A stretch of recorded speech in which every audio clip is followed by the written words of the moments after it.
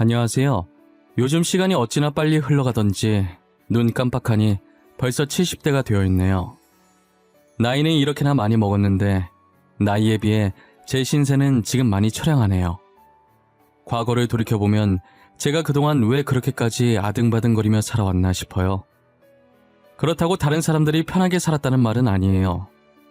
과거에 제가 이런 처량한 미래를 맞이할 것을 진작에 알았더라면 남을 위해서가 아닌 저를 위해서 더 열심히 살아볼 걸 그랬다 싶은 마음에 괜히 한탄을 하게 되네요. 제 인생은 제 자신을 위해서 바친 게 아니라 늘 자식들을 위해 바쳐왔어요. 어떤 대가를 바라고 그렇게 살아온 것은 아니지만 자식들을 생각하는 제 마음만은 알아주길 바랐어요. 뒤늦게 이렇게 후회해봤자 시간을 돌릴 수 있는 것도 아니고 해결되는 것도 없다는 걸 잘 알고 있어요. 그저 답답한 마음에 이곳에라도 제 근심을 조금 털어놓고 싶더라고요.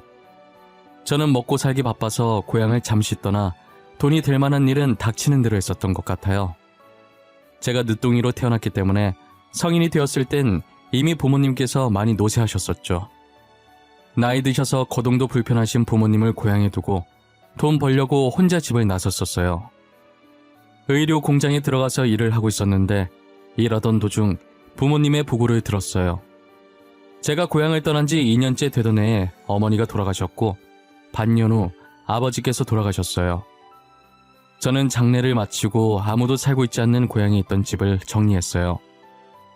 부모님께서 하늘에서 걱정하지 않게 잘 살아야겠다는 생각에 전보다 더욱더 열심히 일했던 것 같아요. 여전히 공장에서 일하고 있었고 거기서 우연히 고향 친구를 만나게 된 거예요. 제가 고향에서 살 때 많이 도와줬던 친구였는데 여기서 만나니 반갑기도 하고 눈물이 나더라고요. 친구는 저와 다르게 부유한 집안에서 태어나 사랑을 듬뿍 받고 자라서 그 사랑을 제게 나눠줬었어요. 그 친구가 없었더라면 이 세상을 살아갈 수 없었을 정도로 제게는 소중한 존재인 친구였어요. 친구가 당시 옷가게를 운영하고 있었는데 계약 맺은 공장에 잠시 점검차 왔다가 저를 보게 된 거예요. 저랑 이런저런 얘기를 하다가 더 이상 이런 곳에서 힘들게 일하지 말고 자기 옷가게에 자리 하나 내줄 테니 같이 가서 일하자고 하더라고요. 처음엔 그래도 되나 망설였는데 저는 물불 가릴 처지가 아니라서 친구를 따라가게 되었어요. 저희는 같은 공간에서 일하면서 자연스럽게 붙어있는 시간이 많아졌고 그러다 서로에게 호감을 느껴서 만남을 가지기 시작했어요. 우리가 5살에 처음 만나 연인 사이로 만난 지는 얼마 안 됐지만 알고 지낸 세월만 해도 총 20년이야. 그만큼 서로가 서로한테 모르는 게 없을 것 같은데 우리 그냥 빨리 결혼할까? 그래도 될까?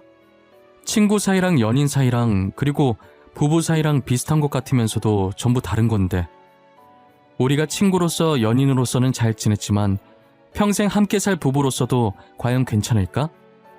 난 잘 살 자신 있는데 넌 아니야? 난 결혼해서도 지금처럼 변함없이 잘 살 수 있을 것 같아. 우리 한 번도 싸운 적 없잖아. 분명 결혼해도 싸울 일 없을 거야. 좋아, 결혼하자. 어떻게든 되겠지, 안 그래? 살아보지도 않고 걱정부터 하는 건 아닌 것 같아. 어머님, 아버님께서 우리 결혼 허락해 주시겠지? 당연하지.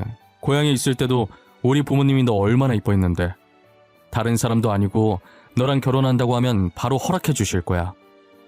어렸을 때부터 함께 지냈던 사이라 그런지 서로에 대해 모르는 게 없었어요.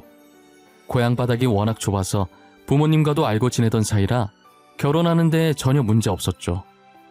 시댁 식구들은 철부지 아들 데리고 가줘서 오히려 제게 고맙다고 할 정도였어요. 저희는 아들 하나와 쌍둥이 딸들을 낳고 행복하게 지냈어요.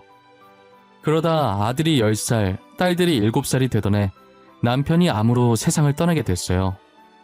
남편이 제 곁을 떠나면서 제 세상도 함께 무너지는 기분이었어요. 모든 것을 포기하고 싶던 순간 저를 깨운 건 피덩이 같은 자식들이었죠.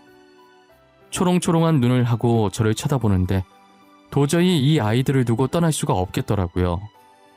저는 그날 이후로 제게 남은 인생은 오로지 자식들을 위해서 살아가기로 마음먹었어요. 남편이 남긴 재산과 사망보험금이 꽤 있었지만 무슨 일이 있어도 절대 건들지 않았어요. 왠지 그 돈을 쓰게 되면 남편의 흔적들이 서서히 사라지는 것 같은 느낌이 들었거든요.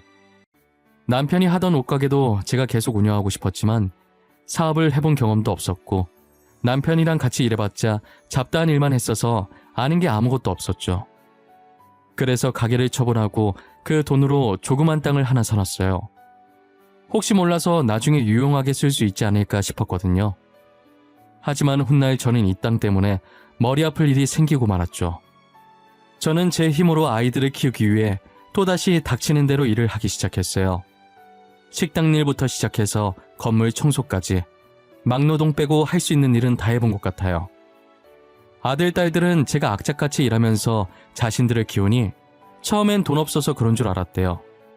어렸을 때부터 저희 집은 가난하니 커서 어머니께 효도해야겠다는 생각을 했다더라고요. 아이들이 그렇게 생각하고 있었을 정도로 저는 일만 하며 열심히 살았었어요. 그래도 굳이 이렇게까지 해야 하나 싶겠지만 일을 하지 않으면 계속 남편 생각이 났고 저도 남편 따라 떠나버리면 아이들 혼자 남게 되니까 그게 겁이 났어요. 암으로 남편을 잃어보니 자식들은 공부 못해도 건강하기만 했으면 좋겠더라고요. 저는 스트레스도 병의 원인이 되니까 공부하라고 잔소리를 한 적이 단 한 번도 없어요. 오히려 하고 싶은 것 하면서 놀라고 했는데 아이들 스스로 공부를 하고 있더라고요. 아버지 없다고 불평하지 않고 사춘기 없이 잘 커주는 아이들이 너무 기특했어요. 저는 아이들에게 차별 없이 대하려고 하는데 그래도 아들이 장남이고 나중에 아들이 가장 노릇을 해야 하니 딸들보다는 조금 더 신경 썼던 것 같아요. 그렇다고 자식들이 싸울 때 아들 편만 들고 먹을 것을 아들에게 조금 더 주고 그런 게 아니라서 딸들은 아들만큼 신경 써주진 못했는데도 저를 이해해주고 알아서 잘 커주더라고요. 아이들이 워낙 착해서 저는 크게 어려움 없이 혼자서도 자식 셋을 키울 수 있었어요. 아들은 고등학생 때 뉴스를 보고 범죄 없는 세상에 살고 싶다며 경찰이 되었고 딸들은 쌍둥이 아니랄까봐 다른 과지만 똑같이 의사가 됐어요. 아버지처럼 저도 나중에 아프게 되면 치료해주고 싶었다더라고요. 그러다 아들이 경찰 생활을 하던 도중에 범인을 쫓다가 다리를 크게 다쳐서 뛸 수 없게 된 거예요. 불행 중 다행인 것은 걷는 데에는 아무 지장이 없어서 일상생활에는 문제가 없었죠. 결국 아들은 경찰을 그만두고 법학과 대학 교수로 직업을 바꾸게 되었어요. 이 상황을 되게 덤덤하게 받아들이는 것 같았지만 지켜보는 제 마음은 편치 않더라고요. 제가 괜한 걱정을 한 것이었는지 아들은 교수 생활에 빠르게 적응하고 오히려 범인 쫓아다닐 때보다 편하다고 표정이 밝아져 있었어요. 그리고 다가온 명절에 자식들이 TV를 보고 있는 제 앞에 조용히 앉더라고요. 저는 아들, 딸들이 제게 뭔가 할 말이 있는 것 같아 보여서 TV를 껐어요. 뭐야? 너네 나한테 할 말 있어? 표정들이 왜 이렇게 비장해? 할 말 있으면 빨리 해. 나 10분 뒤에 연속 국바해야 돼. 엄마, 그동안 혼자서 우리들 키우느라 고생 많았지? 큰 건 아니고 우리끼리 조금씩 돈 모아서 드리는 거야. 많은 돈은 아니지만 받아줘. 우리 마음이야. 그리고 여기 지갑도 있어. 엄마 지갑 많이 낡았더라고. 그거 언니랑 나랑 고등학생 때 만들어줬던 지갑이었잖아. 어떻게 그 지갑을 아직까지 쓰고 있어? 그 정도 됐으면 그냥 버리고 새로 사지. 자식들이 사주길 기다린 거지? 나 다 알아. 그래, 맞다. 왜? 아유, 언제 커서 이렇게 나한테 용돈도 다 주고 선물도 사주고.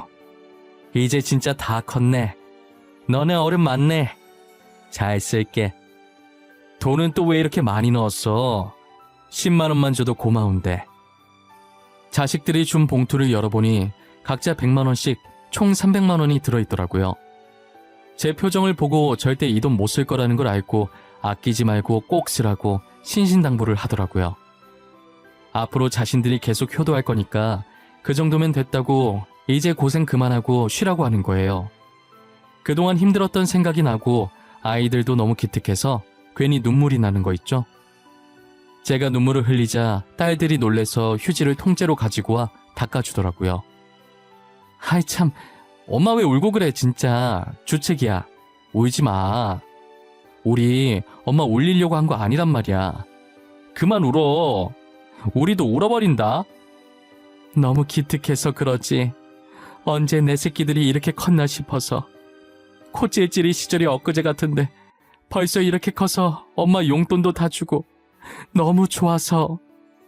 엄마 우는 거 진짜 못생겼어. 그러니까 울지 마. 웃는 게 더 이뻐. 앞으로 우리가 엄마한테 받은 거 다 돌려줄 거야. 용돈도 많이 줄게. 우리 의사야. 잘 나가. 뭐냐 너네? 나 교수라고 지금 무시하냐? 교수도 연봉 세. 왜 이래? 엄마, 나도 용돈 많이 줄게. 그러니까 이제 일 그만하고 쉬어. 그래, 알겠어. 내가 자식 농사하는 정말 잘했네. 너네 없었으면 내가 어떻게 살았을까? 아마 이 세상에 없었을 거야. 딸들은 저를 꼭 안아줬지만 아무래도 장남은 아들이라 그런지 딸들보다는 많이 무뚝뚝하게 말해도 저보고 울지 말라고 하면서 제 어깨를 어색하게 살짝 토닥거려줬어요. 이젠 자식들 걱정 그만하고 편하게 살라면서 도우미 아주머니까지 고용해 주더라고요. 그런데 도우미 아주머니 고용했다는 얘기를 저한테 안 한 거예요. 명절 끝나고 모르는 사람이 일하러 왔다고 제 집에 찾아왔길래 처음엔 다른 집을 저희 집이라고 착각하고 잘못 찾아온 줄 알았어요. 때마침 그때 아들한테 전화가 와서 아들이 고용한 아주머니라는 걸 알게 되었죠. 제가 자식들한테 이렇게까지 호강받으며 살아도 되는 건가 싶었어요. 그날 남편 납골당 찾아가서 아이들이 벌써 저만큼 커서 호강시켜주고 있다고, 조금만 더 오래 살았으면 같이 호강받았을 텐데 뭐가 급해서 빨리 갔냐고 한탄 조금 했네요. 자식들이 성인된 게 엊그제 같은데 벌써 20대 중후반이 되어 하나둘씩 결혼을 하기 시작하더라고요. 딸들은 아무래도 병원에만 온종일 붙어 있으니 자연스럽게 같은 병원 의사 남편들을 만났어요. 저를 닮아 남자 보는 눈이 좋았던 건지 사위들이 다 착하고 순하더라고요. 장모님이라고 어렵게 생각 안 하고 농담도 잘하고 애교도 많아서 저도 아들처럼 아껴주었어요. 이제 딸들은 다 시집가고 아들 결혼만 남았었는데 연애를 하는 건지 마는 건지 도통 모르겠더라고요. 솔직히 말하면 딸들은 전혀 걱정이 안 됐고 아들을 제일 걱정했었어요. 무뚝뚝해서 결혼도 못하고 혼자 늙을 것만 같았거든요. 그런데 왼쪽 약지 손가락에 반지가 있는 거 보면 누군가를 만나고 있는 것 같긴 한데 먼저 말 꺼내면 너무 결혼하라고 보채는 것 같아서 말도 못하고 혼자서 생각만 하고 있었어요. 혹여나 손가락에 반지가 사라지면 어쩌나 쓸데없는 걱정도 많이 했네요. 아들이 제 생각을 읽은 건지 드디어 결혼하고 싶은 여자가 있다고 소개시켜준다는 거예요. 저는 떨리는 마음으로 며느리가 될 아이를 맞이했어요. 어떤 며느리가 들어오든 착하기만 하면 뭐든 다 해줄 예정이었어요. 아들도 동생들 남편처럼 참하고 순해 보이는 예비 며느리를 데리고 왔더라고요. 말하는 것도 어쩜 그리 이쁘게 하는지 저 아이라면 저희 아들을 믿고 맡길 수 있을 것 같아 결혼을 찬성했죠. 하지만 지금은 그때의 제 선택을 너무나도 후회하고 있어요. 시간을 돌릴 수만 있다면 아들의 결혼을 결단코 반대했을 거예요. 아들과 며느리는 결혼하고 나서 너무 잘 지내더라고요. 껌딱지처럼 붙어서 서로 아껴주고 사랑해주는 모습이 정말 보기 좋았어요. 결혼한 지 4개월 정도 지났을 때쯤 며느리의 임신 소식이 들리더라고요. 아들과 제 사이가 멀어지기 시작한 건 그때부터였어요. 매일같이 연락을 하던 아들 녀석이 며느리가 임신하던 순간부터 뜸해지더라고요. 매달 주던 용돈도 끊기고 본가를 방문하는 횟수도 줄어드는 거예요. 용돈이야 제가 가지고 있는 돈이 있으니 안 준다고 해서 그렇게 서운하지 않았어요. 하지만 전화는 단 1초라도 시간을 잠깐 내서 할 수 있는 부분인데 원래 안 했던 사람이라면 저도 이렇게 기다리지 않았을 거예요. 처음엔 교수 생활에다가 임신한 아내 챙기느라 바쁘나 싶었어요. 그런데 딸들과는 여전히 연락을 잘하는 것 같더라고요.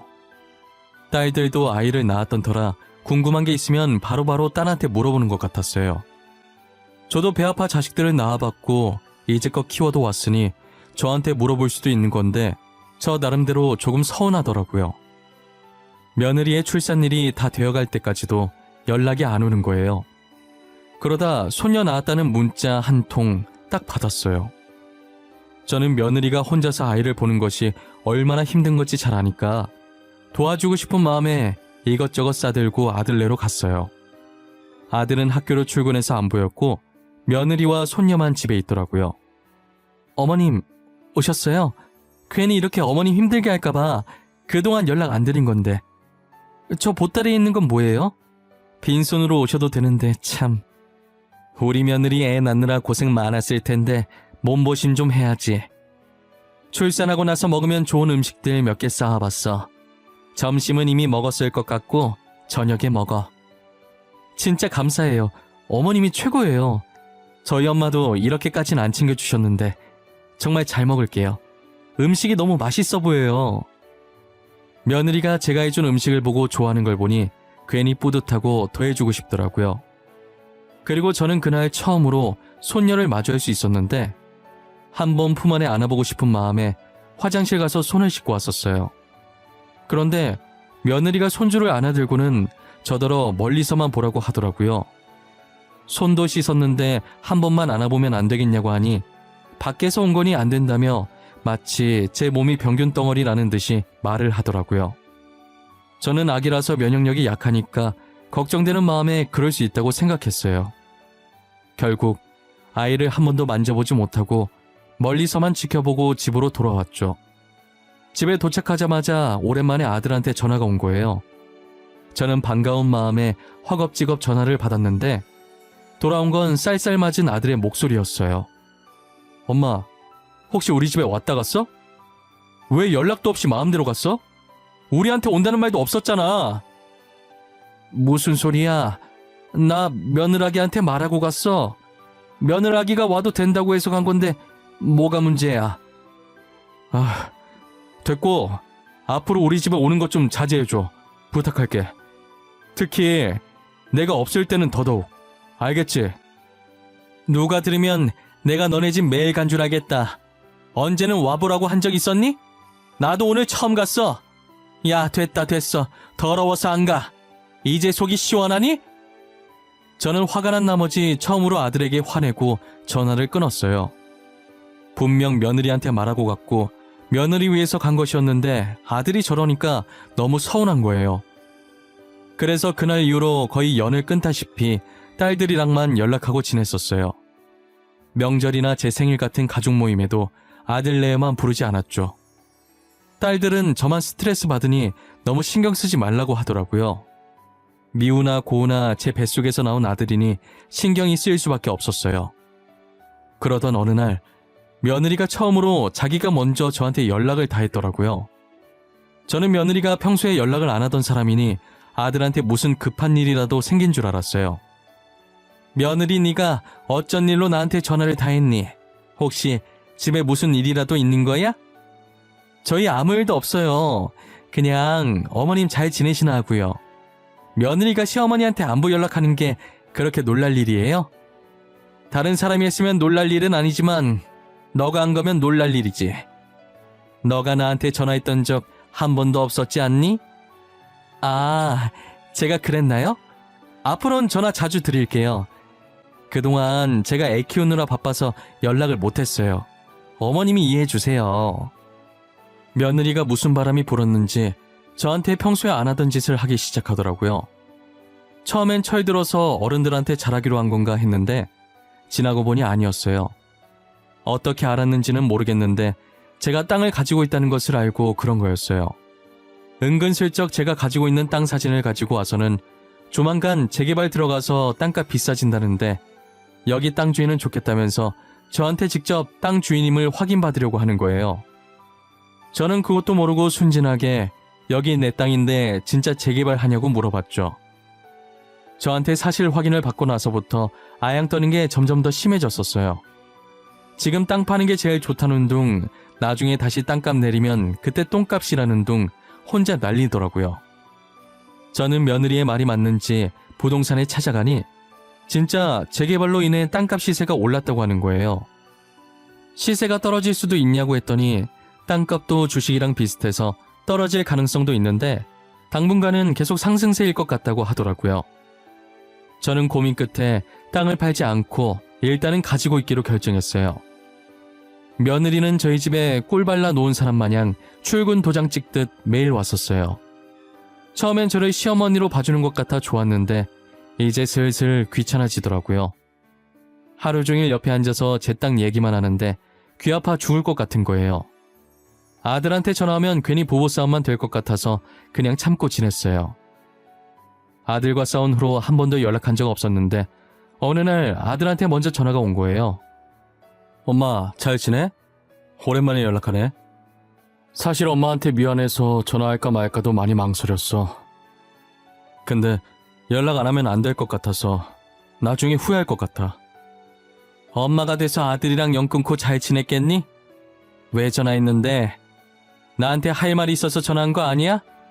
엄마 성질 급한 거 알지? 빨리 말해. 엄마, 그게 있잖아. 본가에 아직 별일 없지? 요즘 지연이가 엄마 집 자주 가? 매일 가는 걸로 알고 있는데? 꼭 무슨 일 생길 것 같이 말하네. 그래, 무슨 바람이 불었는지 요새 우리 집에 매일 오더라. 무슨 꿍꿍이 있는 게 아닌가 싶더라니까. 혹시 지연이가 엄마한테 별말 안 해? 이상한 얘기 같은 거 안 해? 재개발 중인 땅이라든지. 네가 그걸 어떻게 알아? 안 그래도 내가 너네도 모르는 땅이 하나 있거든. 걔가 그걸 어떻게 알았는지 그 땅 사진을 들고 와서는 재개발해서 땅값이 올랐니 어쩌니 그러던데. 엄마, 지연이가 그 땅 팔라고 해도 절대 팔지 마. 계속 들고 있어. 그리고 어디 투자하라고 해도 절대 그러지 마. 알겠어? 저는 아들을 통해 며느리에 대한 충격적인 이야기를 들었어요. 아들은 며느리와 있었던 일들을 제게 처음부터 빠짐없이 말해주더라고요. 며느리는 아들이 대학 교수니까 당연히 돈이 많은 집안의 아들일 것이라고 생각했고 저희 집안 재산을 노리고 일부러 아들한테 접근을 한 거예요.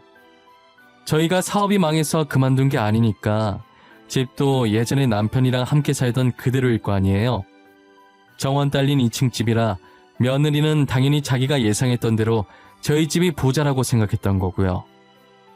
그런데 아들은 제가 온갖 일을 해가며 고생해서 자식들을 키웠다는 것만 알지 조그만 땅 하나와 남편의 재산을 가지고 있다는 건 모르잖아요. 물론 딸들도 마찬가지고요. 며느리가 자기 친구들에게 아들을 부잣집 아들이라고 치켜 세울 때마다 아들은 어머니께서 힘들게 자신들을 키웠다고 가진 게 없다고 말했다더라고요. 아들만의 이득 볼 게 없다고 생각한 며느리는 괜히 시집살이를 빌미로 이혼을 하려고 한 것 같았어요. 그래서 임신하고 제가 딸 가졌다는 이유로 자신을 구박한다고 아들에게 거짓말을 쳤다는 거예요. 아들은 보통의 시어머니와 며느리 사이에서 충분히 일어날 수 있을 법한 일이니 당연히 며느리 말을 믿어줬다고 하더라고요. 그래서 임신 상태에 스트레스 받으면 아이한테 좋을 게 하나도 없으니 저를 멀리했고요. 그때 아들과 싸운 날 일부러 제가 상한 음식들을 가지고 와서 며느리에게 먹이려고 했다는 거예요. 계속 그런 식으로 시집살이 당하고 있다고 아들을 세뇌시켜서 아들과 제 사이를 갈라놓게 만든 거죠. 그러다 어떻게 제가 땅을 가지고 있다는 걸 알게 돼서는 그 땅을 노리고 다시 저한테 애교 부리면서 착한 며느리인 척 해왔던 거예요. 제가 땅 가진 건 어떻게 알게 된 거냐고 했더니 아들도 그것까진 모른다고 하더라고요. 자기도 직접 들은 것들만 제게 전해주는 거라고 했어요. 새벽에 아들이 자는 줄만 알고 거실에서 며느리가 친구한테 신나게 전화하는 걸 중간에 깬 아들이 물 마시려고 나가려다가 우연히 모든 사실을 듣게 된 거고요. 아들은 중간부터 녹음했긴 했지만 핵심 내용들은 다 녹음됐다고 하더라고요. 여기서 기가 찬 게 뭐냐면 손녀도 아들의 친딸이 아니라는 거예요. 진짜 막장 드라마도 이 정도까지 막장이진 않을 겁니다. 정말 아들의 말을 듣는 내내 저는 충격의 연속이었어요. 아들은 그동안 며느리 말만 믿고 제 가슴에 대못을 박았다며 정말 미안하다고 우는 거예요. 숨이 넘어갈 듯 우는 아들의 목소리를 가만히 듣고 있어야 하는 제 심정은 오죽했을까요? 자식은 부모를 버려도 부모는 자식을 못 버린다는 말이 있잖아요. 그 말처럼 저도 부모가 돼서 어떻게 제 핏줄을 미워하겠어요. 울고 싶을 땐 울게 놔둬야 한다는 생각에 아무 말도 안 하고 다 울 때까지 기다려줬어요. 다 울었어? 울고 싶을 땐 마음껏 울어야 돼. 안 그럼 속에서 골마. 아들아, 내일 당장 이혼 소송이랑 상간남 소송 준비해. 아직 아이 친아빠 만나고 있을 거 아니야. 안 그래도 불륜 증거도 다 모아놨어, 엄마. 내가 못난 아들이라 너무 미안해. 엄마가 나를 어떻게 키웠는데 못난 모습만 보이고. 불효자라고 욕해도 돼. 나 용서 안 해도 돼. 난 벌써 다 잊었어. 괜찮아. 짐 정리하고 다시 본가로 들어와. 안 좋은 기억을 다 잊고 여기서 엄마랑 같이 새 출발하자. 알았지? 아들은 날이 밝는 대로 며느리에게 이혼 소송과 상간남 소송을 걸었어요. 거기에 의도적으로 돈을 노리고 접근한 것에 대해 사기죄로 고소도 했고요. 그리고 아들 부부가 살았던 집이 아들 명이라 며느리가 잠시 집을 비운 사이 며느리 짐을 문 밖으로 던져버리고 집 비밀번호도 바꾼 후에 저희 집으로 왔다더라고요. 아들은 지금쯤 며느리가 집에 도착했을 텐데 짐 던져놓은 거 보고 놀랄 거라고 웃는 거예요. 아니나 다를까 말이 끝나기 무섭게 아들 핸드폰의 진동이 끊이질 않았어요. 아들은 진동 소리 시끄럽다고 휴대폰 전원을 아예 꺼버렸어요.